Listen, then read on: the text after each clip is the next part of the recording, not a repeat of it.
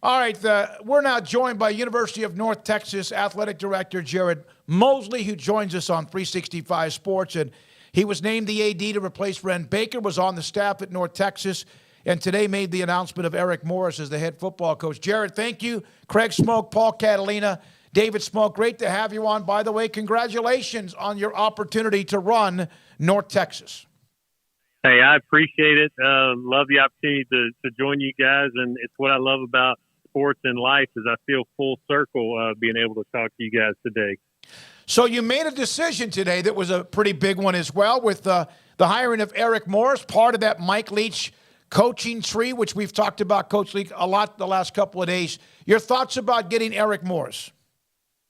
We're really excited.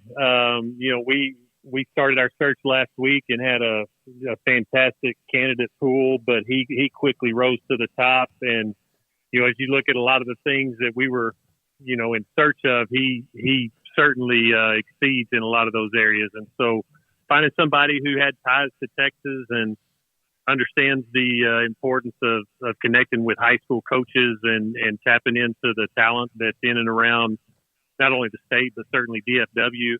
I think the fact that he's been a head coach and won championships at a place where they didn't have every resource at their disposal, I tend to lean towards coaches who have to get creative and have success, and he's certainly done that. And I think his track record, when you look at just being able to develop talent, particularly at the quarterback position, it just felt like those three things aligned well with what we were looking for. Jared, one of the other things it'll be able to do is schematically, offensively, while there are, differences in what previous coach did and what he will do as far as play calling and things, you do have the talent kind of in place to run those systems. So it kind of allows him to hit the ground running with the guys you already have on your roster.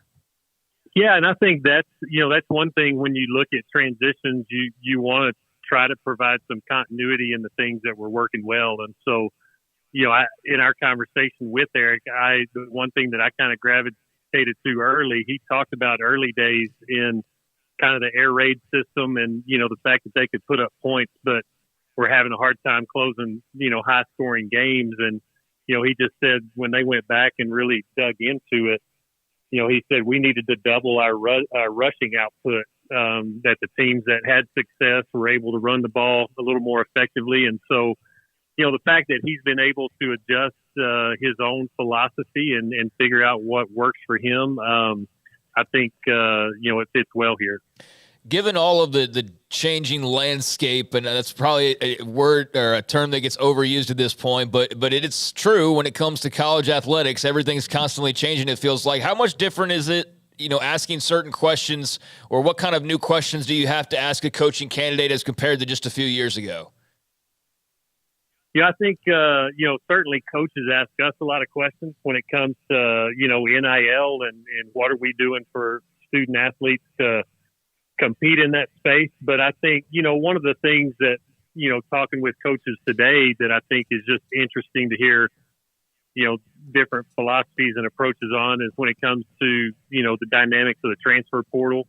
The fact that you have just a high volume of student athletes who do go in, and the fact that, about 38-40% of them find homes. So, that's just been, I think, interesting and something everybody's trying to figure out and learn as we go along since it's relatively new. But, I do think, talking with Coach Morris and his approach to that, he still wants to target and have a presence in the high schools. And then, when you can select specific areas and needs and fill that with the portal and looking at kids who maybe want to come home and, that are from the DFW area, it resonated with us where we're at today.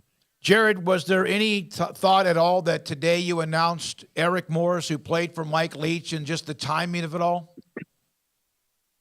No, I mean, and it's, I think one of the things the last couple of days and just talking with Eric as we went through our process, I know this was an emotional process for him, just because he shared his relationship with Coach Leach and just how much Coach Leach mentored and provided him opportunities early in his career. And, I know today for him, he said this one really hit special today. And so I know his words were, I know Coach Leach is up there smiling down and proud as heck of where I'm at today. So I've been thinking about him a lot and happy we were able to get this announced so that he can take a deep breath for a little bit and reflect on that friendship and mentorship he had with Mike.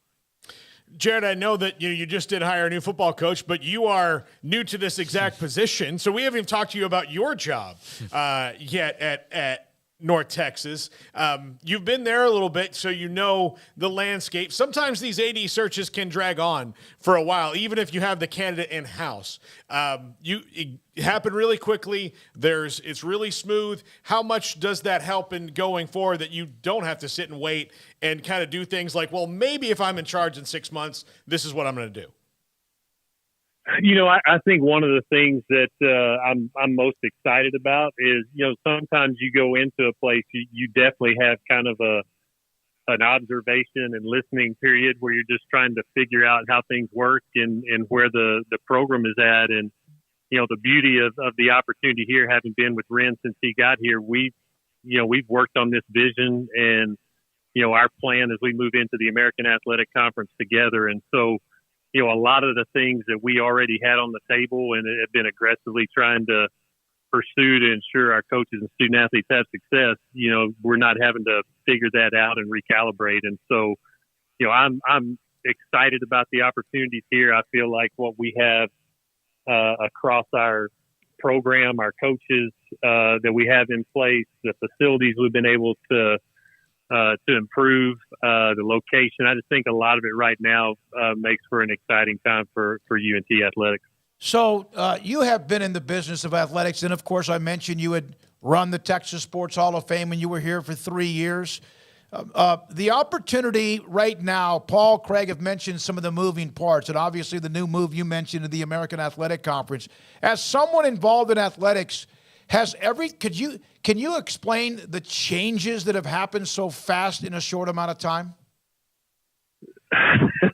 If anybody has a really good, succinct answer for that, I'd love to hear it. I mean, it's wild. I will give credit to Ren, and I think a lot of people don't realize behind the scenes when those types of moves and conversations are taking place that just the amount of time he spent behind the scenes ensuring that UNT was at the discussion table. And, to be able to lean on his network of people and the influence he's built across the NCAA, there's no question we would not be in that position had it not been for his hard work and just the instinctive discussions and that he pursued at that time. And so I don't know how or why these things happen, but I would guess,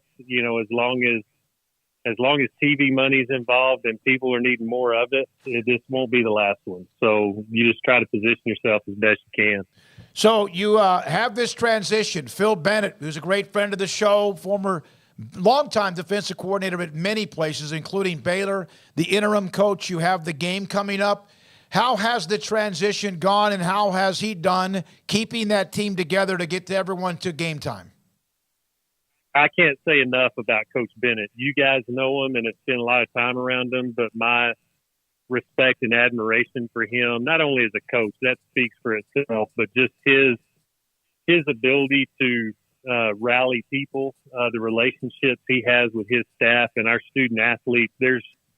They've done a phenomenal job this week being able to keep things together and continuing to prepare our student athletes for this game against Boise. And so I can't say enough good things about Phil. I love him as a human being. He's been a great person and mentor to have down the hallway, just to pick his brain on the things he's experienced in his career. And I just love the guy. And so I'm grateful he stepped up and was willing to do this, because it's not easy. And to be able to keep your student athletes focused and dialed in, when their minds are racing, and to at least temporarily be able to keep kids out of the transfer portal and focused on trying to win this ball game, they've done a masterful job at that. I want to read a tweet that Chuck Cooperstein, the great broadcaster in Dallas, if Jacob, very impressive work by the new AD, Jared Mosley. There were plenty of names on this list. Eric Morris wasn't among them. He's got the air raid background, impressive work both as the head coach at Incarnate Word and offensive coordinator this year at Washington State, #Mean Green. That's from somebody that's obviously tied heavily into many-thing athletics, sports, college sports as well. Your thoughts about what he said? I mean, the tough part for us is not everybody's going to understand the hire. Everybody's going to have an opinion on what they'd like to see or who they want to see in that chair. And I think, as long as I've been in this, some of the best advice I've had is, winning press conferences is great, but I'm more concerned about winning 3 or 4 years from now. So I want to make sure I get the right fit, that we're able to find a coach who shares their passion for this place at a level where it sets them up for the best success. And, Coach Morris, he's earned this opportunity. He's well respected, and I know he's had other opportunities as well, but I'm just excited, and UNC's blessed to have him heading up our program. I want you to do a favor next time you talk to Coach Bennett, because you'll probably get to talk to him before we do.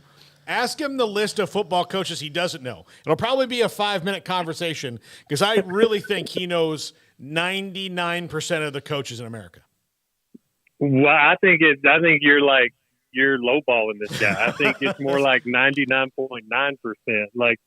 And that's what I love. Like, anytime, some of my best times with Coach Bennett are just sitting in the office and listening to him tell stories about either people that I know or just situations he's had come up. And he's just a treasure trove of just wisdom and knowledge. And again, I'm thankful to count him as a friend.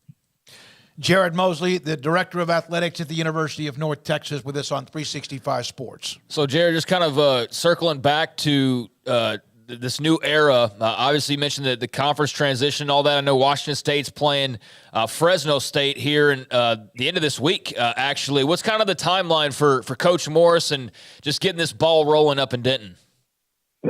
Well, when we talked this morning and we're ironing out those details, I just asked him, I said, Coach, what are your thoughts? I know you guys have this bowl game and y'all are about to hop on a plane today at noon to go off to LA. And he said, it doesn't really make much sense to me that I need to go coach that ball game. He said, sounds like to me and feels like to me, I need to be there and let's get to work. And so, I said, hey, if that's how you feel, I'm not going to argue. So I'm excited, and we're looking forward to him arriving tonight, hitting the ground running, and we're going to introduce him to the team tomorrow. And I know as we prepare for our bowl, we want to leverage this opportunity for him to get to meet, be a part of our tailgates and meet alums and fans and season ticket holders and donors, and then also to give him a chance here. We've got a little bit of time here before signing day, and to let him be able to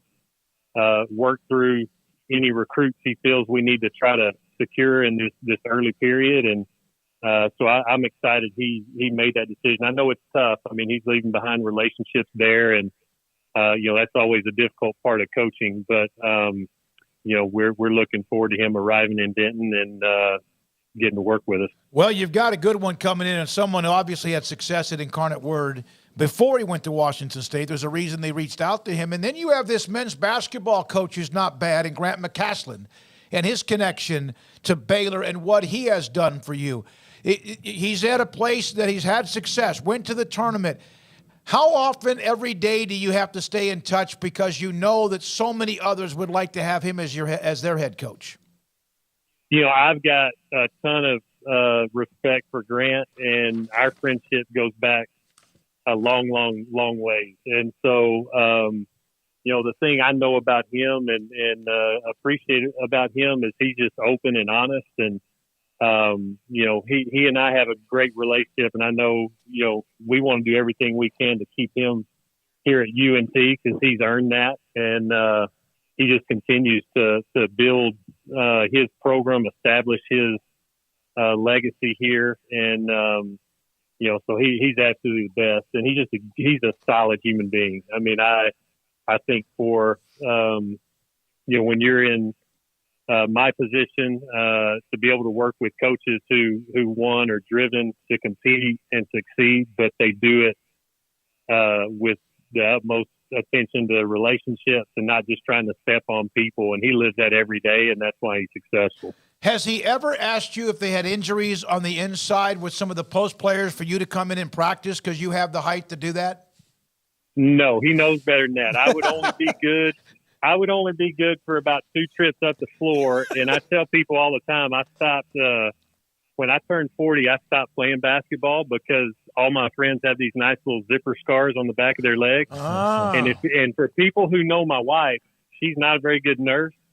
And so I would get no sympathy if I were to go out there and get hurt doing that. So I made the wise choice and retired, and I will not be going out there ever again. Would she even give you a ride? Yeah, Trish is going to hear this one. Yeah. Would she give you a ride to and from, or would you have to Uber from the surgery? No, she might give me a ride, but she's going to sit there and tell me to hurry up and get in the car myself. She wouldn't be there. Funny story. When I finished, I had never really had an injury going through college, and even when I played overseas. So we had moved back to Abilene, and I'm in playing a pickup game. I didn't wear my ankle braces, and I truly rolled my ankle for the first time ever.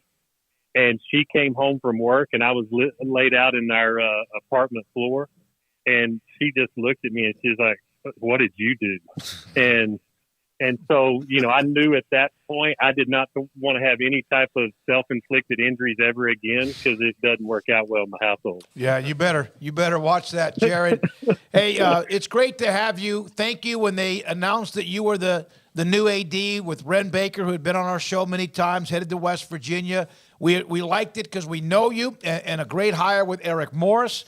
Good luck maneuvering over the next few days until the game coming up around the corner. And tell Bennett we said hi, and then duck after you do. We appreciate it. Will do. I appreciate you guys and always enjoy spending some time with you. Mean Green, North Texas Athletic Director Jared Mosley. He had been their Vice President, Associate VP, and also Chief Operating Officer since September of 2016. Again, was at the Texas Sports Hall of Fame. Eric Morris, who, by the way,